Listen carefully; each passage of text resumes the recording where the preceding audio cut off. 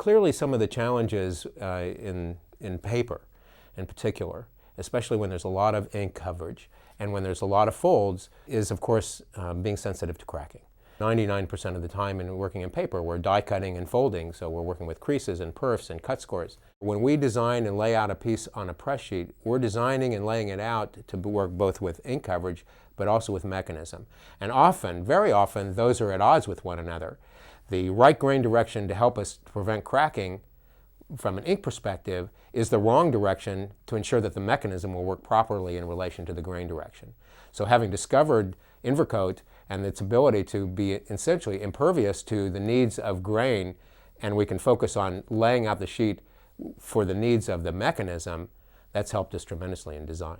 In one case, when we produced for limited brands in the Victoria's Secret Stores division of that company, we produced their 2008-2009 holiday gift card carrier.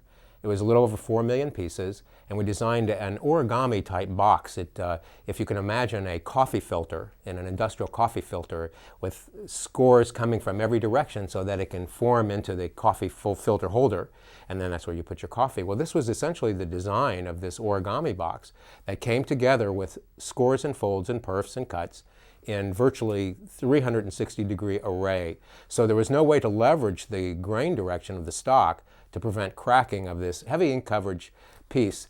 In addition to that, we beat the heck out of the sheet.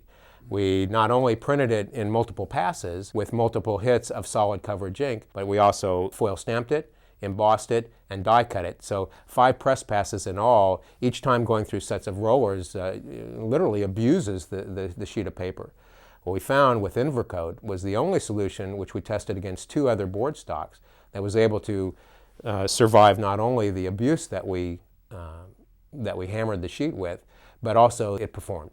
In every case of every score, in every degree of direction, there was no cracking. And this was essential to this piece because the entire surface of the piece, with all this heavy ink coverage, pinks and dark pinks, would have truly detracted from the design had we had white cracking coming through on the creases. Since the introduction of Invercote into our design department, it helps us with our mantra of never having to say no to a client that can't be done, because now grain direction in relation to cracking on our press sheets is not an issue.